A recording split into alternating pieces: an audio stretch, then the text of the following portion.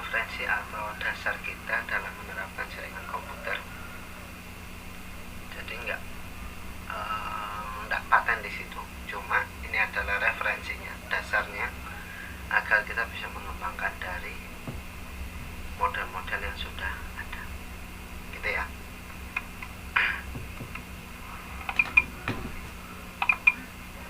Oke, ada 3 elemen dasar dalam komunikasi. Yang pertama adalah sumber pesan atau message source.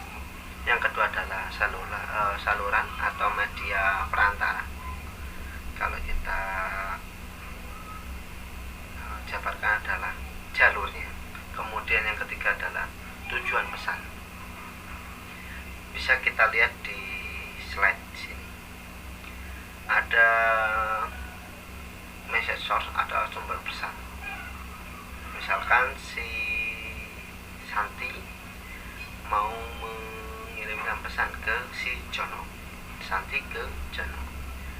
Ada sumber pesan, kemudian dia melalui sebuah saluran atau perantara. Ini adalah perantaranya. Kemudian ada tujuan pesan. Sumber pesan dikirimkan sebuah message, kemudian melakukan encoder, kemudian masuk ke sinyal. Di sini ada transmitter. Kalau di dalam dunia itu ada transmitter, ada receiver, ada transmitter. Nah, di sini dia mengirimkan transmitter, transmission medium atau channel. Ada di sini. Kemudian melakukan receiver, dia membuka pesannya. Kemudian decoder lawan dari encoder, kemudian ada sampai ke tujuan atau tujuan pesan. Jadi Santi ke Jono tadi enggak hanya mengirimkan pesan gitu aja, enggak, tapi dia ada prosesnya di balik itu. Kita WA, kita Facebook, kita melakukan kirim data, semuanya ada modelnya, adalah komponennya adalah ada sumber pesan, ada tujuan, kemudian menyalurkannya adalah sebuah channel atau media perantaranya, seperti itu. Kemudian media jaringan komputer terdiri dari beberapa. Yang pertama adalah kabel atau kabel. Kalau di sini kita bisa menggunakan biasanya teman-teman bisa menyebutnya adalah line, kabel line. Ada cat 4, cat 5 dan lain sebagainya. Nanti di praktek kita akan coba melakukan membuat ini ya, mengkrimping atau membuat kabel jaringan. Kemudian yang kedua adalah fiber optik. Fiber optik itu terdiri dari, bukan dari kabel lagi ya, betul, kabel, tapi di dalamnya adalah serat-serat kaca yang tipis sekali. Jadi kecepatannya melebihi dari kecepatan cahaya. Itu ya, kenapa kok fiber optik lebih cepat? Ya itu tadi, karena dia terdiri dari pecahan-pecahan atau partikel-partikel kaca. Dan yang ketiga adalah wireless ya. Ada dari LAN card, kemudian ada langsung di sini ada access point dan lain sebagainya. Lupa kalau point to point dari apa sih,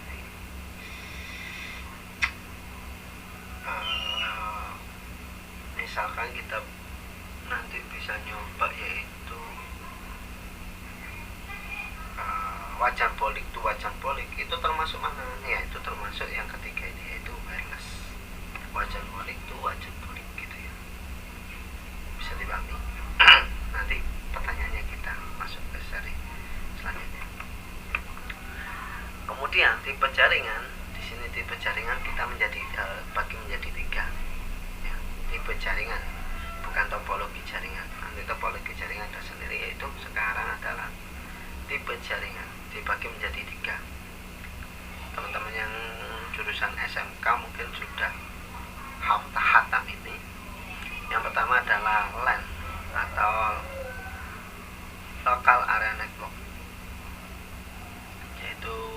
sebuah jaringan yang terdiri dalam suatu lokal, hanya lokal saja. Di sini keterhubungan komputer dalam satu area yang tidak begitu besar, misalkan dalam satu ruang atau satu lantai. Kalau di komputer atau di lab komputer Stimata, kita bisa artikan ini sebagai satu ruang, satu lab. Misalkan ada aplikasi jaringan, lab jaringan sama lab multimedia. Nah, ini adalah lokal. Di sini kita bisa terapkan yaitu satu lab. Misalkan ini adalah lab jaringan komputer. Di sini ada sebuah server, ini ada router atau hub. Di sini ada beberapa klien. Ada klien 1, 2, ada komputernya seperti itu. Ya. LAN, local area network. Jadi skala jaringan yang paling kecil tipenya adalah LAN, local area network. Selanjutnya ada MAN, bukan madrasah alia negeri tapi metropolitan area network. Keterhubungan komputer dalam lingkup satu kota, LAN di sini. Ya. Ini misalkan kota A, kota B, atau bisa kita terapkan ini kota Malang, ini kota Surabaya. Dia saling terhubung dalam satu kota, terhubung. Misalkan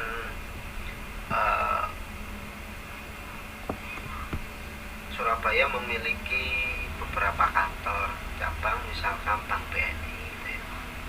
Dia saling terhubung, ini juga terhubung di Malang.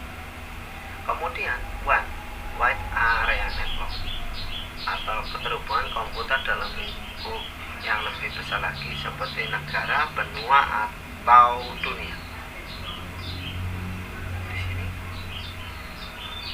Jadi antar kota Surabaya dan Malang dihubungkan dengan WAN. Jadi LAN sendiri adalah kota, anggap aja kota. Kemudian WAN-nya adalah dunia, menghubungkan ada beberapa kota, itu WAN. Gitu ya.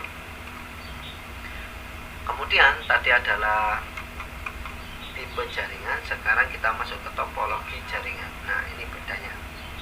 Banyak kakak-kakak kelas kalian kemarin yang bingung antara topologi sama tipe. Kalau topologi akan saya jelaskan di sini. Kalau tipe tadi itu ada 3, yaitu LAN, WAN, dan MAN. Selanjutnya di sini ada topologi jaringan, dibagi lagi menjadi 2. Yang pertama adalah physical topologi, yang kedua logical topologi. Physical topologi dibagi lagi ya, di sini dibagi terus. Jenis physical topologi yaitu ada yang pertama adalah topologi bus. Kalau teman-teman topologi bus gitu ya, merupakan suatu kabel yang kedua ujungnya ditutup. Jadi ini apa namanya, kabel, ada kabel kedua ujungnya ditutup, di mana sepanjang kabel terdapat not-not. Nah, nanti ini adalah materinya aja, nanti kita akan jelaskan gambarannya seperti apa. Jadi ada sebuah kabel jaringan di mana ujungnya tertutup, kemudian terdapat not-not di dalamnya. Umum digunakan karena sederhana dalam instalasi. Kemudian signal melewati kabel dalam 2 arah dan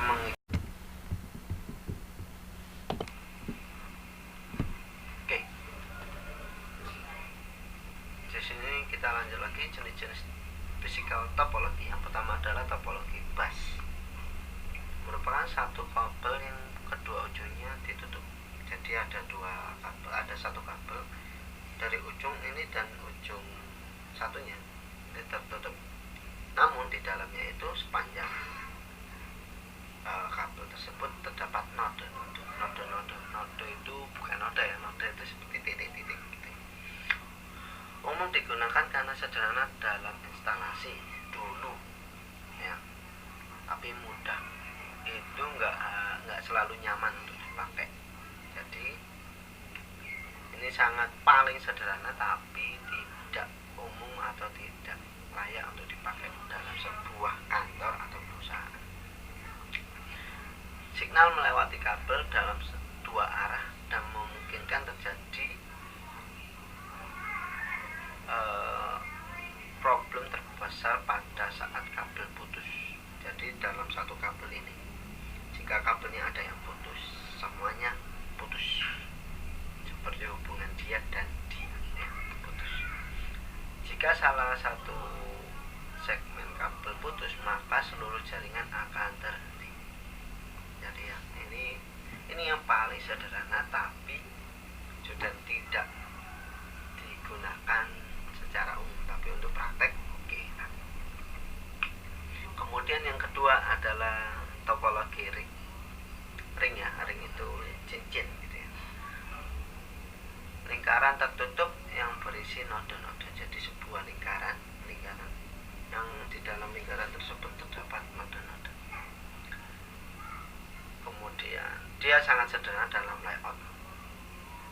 Signal mengalir dalam satu arah sehingga dapat menghindarkan terjadinya dua paket data tercampur. Jadi dia muter terus, gak akan tertumpuk jalan begini enggak, tapi muter terus gitu.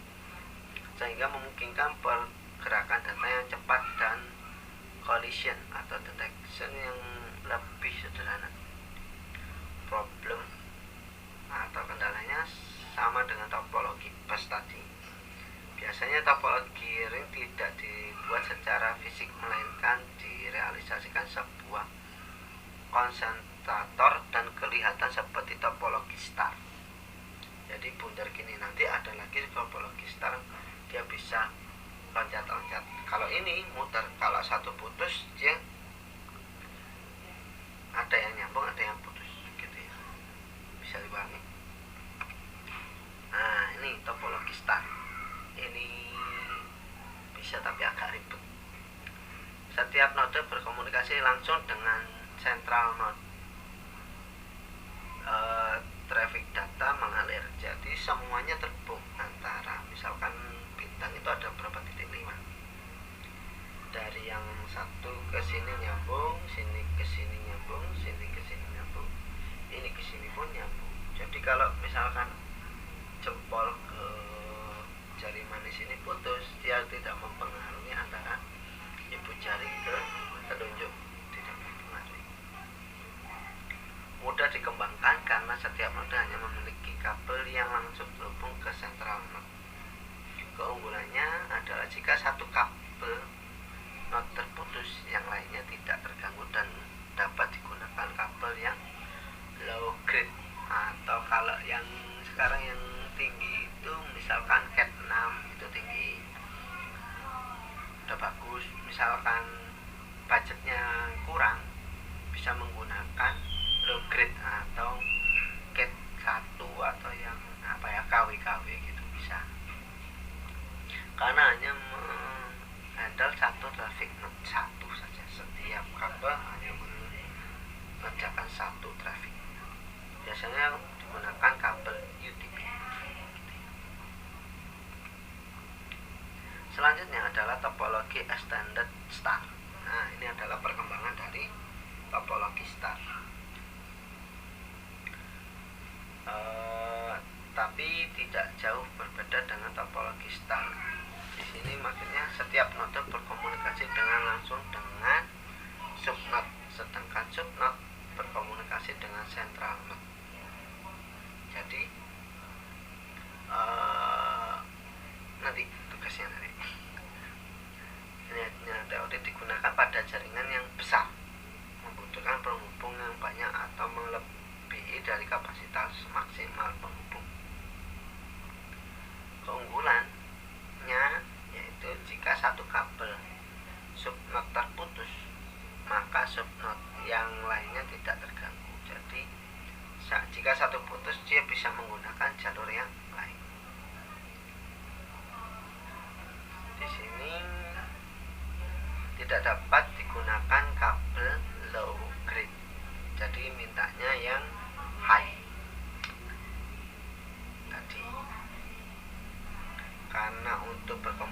satu node dan ke node yang lain membutuhkan beberapa kali hops.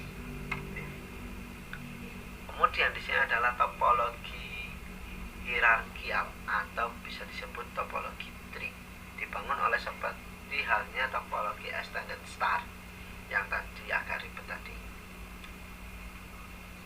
Tapi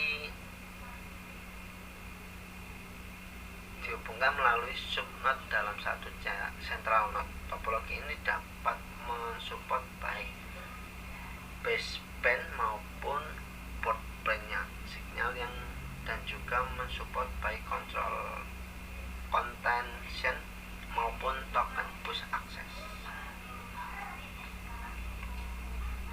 Selanjutnya adalah topologi mesh.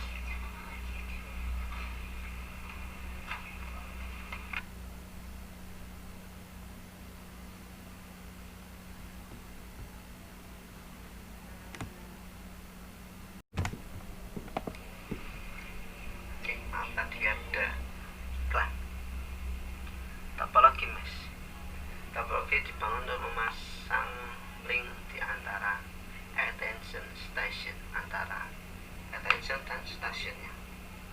Sebuah fly context mesh adalah sebuah jaringan di mana setiap terminal terhubung secara langsung ke semua terminal. Biasanya digunakan pada jaringan komputer kecil. Nah, ini jarang. Topologi ini secara teori memungkinkan, akan tetapi tidak praktis dari segi biaya maupun penerapannya. Topologi ini memiliki tingkat redundansi yang tinggi. Jadi redundansi itu bisa saja dari titik, ada 5 ini ya, dari jari manis ke ibu jari dia mengirim, kemudian bisa saja dari jari manis ini ngirimnya gak langsung ke ibu jari, misalnya cuma lewat jari manis dulu baru ke ibu jari.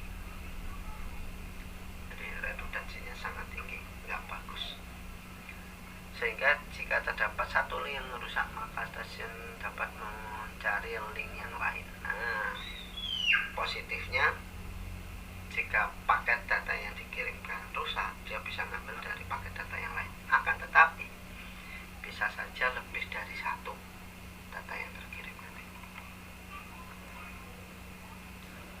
Itu tadi adalah topologi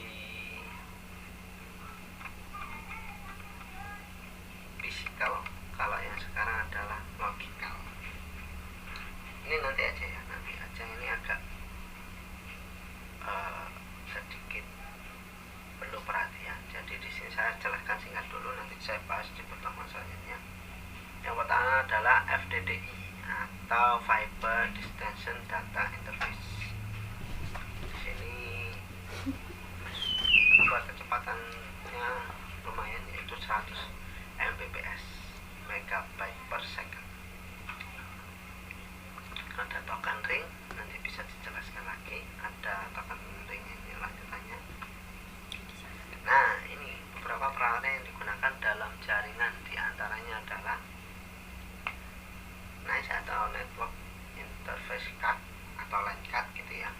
Kemudian PCMCI Network Interface Card, hampir sama. Kemudian modem, ada hub atau switch. Pak, apa bedanya hub sama switch? Kalau hub biasanya itu cuma meneruskan dari satu kabel atau paralel ya ke semuanya. Kalau switch dia membagikan juga paralel antara satu jaringan ke banyak, kemudian fungsinya lebih tinggi daripada hub. Jadi hub itu teknologi lama, sekarang menjadi switch. Pak, ada yang namanya switch hub. Nah, itu nanti kita ada penjelasannya lagi. Ada bridge, ada router, ada crimping tool ya, gitu ya. Pak, kalau pakai fiber optik apakah pakai crimping tool? Ya, ada sendiri alatnya, ada pemanasnya gitu ya. Kalau crimping tool di sini yang saya jelaskan yaitu kita menggunakan kabel LAN ya. Di sini ada protokol. Yang pertama adalah protokol itu adalah sebuah aturan atau standar yang mengatur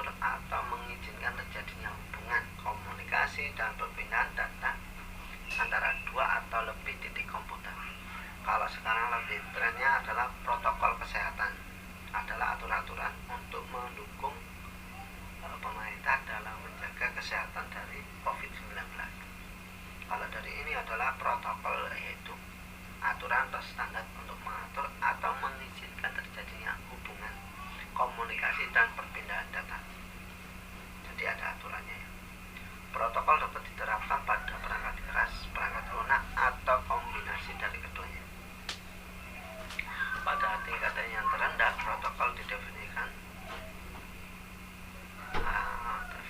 koneksi perangkat keras. Protokol digunakan untuk menentukan jenis layanan yang akan dilanjutkan pada internet. Jadi sebelum data ditransfer lewat internet, di sini ada jenis-jenis protokol yang harus kita lewati. Pada TCP/IP itu pada TCP/IP terdapat beberapa protokol sub yang menangani masalah komunikasi antara komputer. TCP/IP mengimplementasikan arsitektur berlapis yang terdiri atas 4 lapis, diantaranya adalah di sini. TCP/IP ada yang pertamanya adalah application, transport, internet, dan network access. Ada 2 mode referensi yang bisa dipakai dalam membangun jaringan komputer, yaitu model TCP/IP dan OSI layer. OSI itu Open System Interconnection Layer, yang jurusan TKJ insya Allah udah hatam di sini. Yang pertama adalah TCP/IP. Yang lapisan pertama adalah application. Mana kursor saya ini? Ini adalah proses komunikasinya. Yang pertama application. Di sini dia menyangkut aplikasinya. Kemudian transport, internet, dan network aksesnya. Jalannya seperti ini. Ini dari misalkan kita Android atau ya Android kirim ke komputer, dia modelnya seperti ini. Dia harus melakukan dari aplikasi antar mukanya, transport, internet, network akses. Dia mengirim ke routernya juga. Dari router ke router dia menangkap, kemudian dia masuk ke network akses, internet, transportation, kemudian ke antar muka penggunanya, aplikasinya. Seperti itu ya. Jadi jalannya seperti ini. 1, 2, application, transportation, internet, network access. Dia mengirimkan masuk ke tetangganya, ke user yang lain, masuk ke network access, internet, transportation, application, yaitu antar muka dari pengguna yang lain.